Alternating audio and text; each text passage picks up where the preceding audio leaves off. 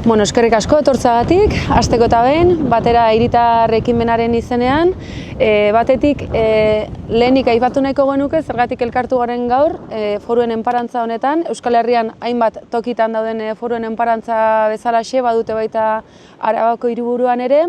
Arabako Foru Aldundiak hain zuzen ere euskal eskultorei enkargua eginda osatuta dagoen hain zuzen ere, eta arrazoi garrantzitsu bategatik, izan ere 150 urte beteko dira euskal foruen aboluzioa gertatu zenetik, ezta?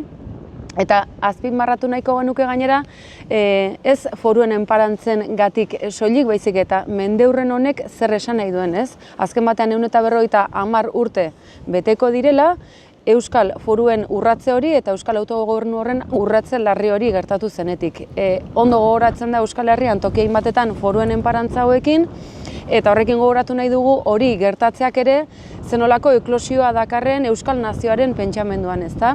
Alde batetik euskotarren aberriaren kontzeptuagatik eta zazpiak bat kontzeptu hori nolabait hor indartu eta sortzen delako, ezta? Beraz, ideia hori azpimarratuaz, foruen enparantza honetan egiten dugu gaur hitzordua. Bateraren izenean, esan bezala, hainbat bozeramaile etorri gara, eta segidan hitz emango diot Mireia Epeldori.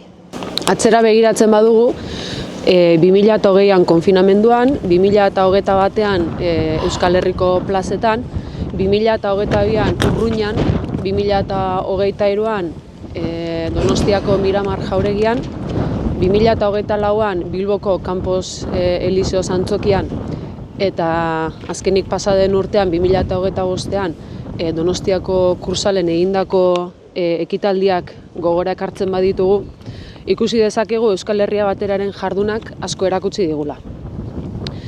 Alde batetik, edukiaren ikuspegitik bateratasuna badagoela. Kultura, hizkuntza, lurraldetasuna, eskubideak, komunitatearen garrantzia, diasporari lekua eman beharra, munduan geure burua aurkeztu nahi izatea.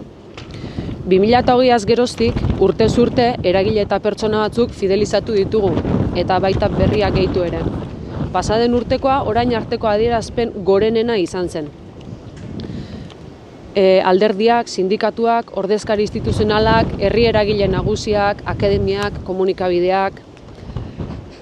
Eta Euskal Herrian gihar politiko sendoa dagoela ere erakutsi digu. Euskal Herria aintzat hartzen duten pertsonek askotariko instituzio, eremu eta gako diren esparruan daude eta gaude. Beraz, aintzat har dezagun gure herrian dugun gaitasun hau guztia. Bildu gaitezen aberri egunean, zein aberri egunetik harago. Este año estaremos en Lizarra el sábado 28 de marzo en el Centro Cultural Los Llanos. Voy a explicar la lectura que hace Euskal Herria Batera sobre la Berri Eguna. Somos una nación y las naciones deben celebrar y reivindicar su condición de nación. Como el resto, nosotros tenemos que hacer lo mismo. Hemos intentado e intentaremos que la Berri Eguna se ponga en valor, se promueva y se institucionalice. Poner en valor y promover, llamaremos a la ciudadanía vasca a ser nación y celebrar nación. La Berri Eguna debe acercarse a nuevos sectores, a nuevas reivindicaciones, de la mano del paso del tiempo y de la situación social actual. Puesta en valor, promoción e institucionalización. Euskal Herria está dividida en 3 sectores, en 3 territorios. Cada territorio vasco tiene la competencia suficiente para dar el nivel de oficialidad y reconocimiento que hay que dar al Día de la Nación Vasca. Puesta en valor, promoción e institucionalización. No es una tarea exclusiva de las instituciones. A todos los agentes nos corresponde situar la nación y la Berri Eguna en nuestros calendarios políticos. Hemos querido hacer un llamamiento especial a favor de la convergencia. Nos atraviesan diferencias muy diversas en los proyectos políticos, en la territorialidad, en el carácter y en los orígenes, para transmitir a la sociedad vasca y al mundo un mensaje con los que nos une en torno a la Berri Eguna. Aquí está Euskal Herria. Resumiendo, hoy hacemos un llamamiento a dar pasos en el camino de la institucionalización de la Berri Eguna. Vascos y vascas, tenemos un día nacional. Celebremos conjuntamente y trabajemos todos, tanto las instituciones como agentes de todo tipo, en pro de la institucionalización que ese día merece y necesita.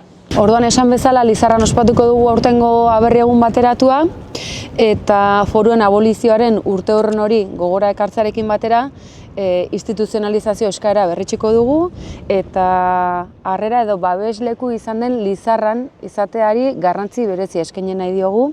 Zentzu horretan datozen asteetan xehetasun gehiago emango ditugu, baina garrantzitsuena hori ez da. Urteurren hori, foruen abolizioaren urteurrena, euskal instituzioek aberri egunaren lekuko hori hartzearena eta Lizarrari dagokion aitortza egitea bere lekukutza historiko eta politikoagatik.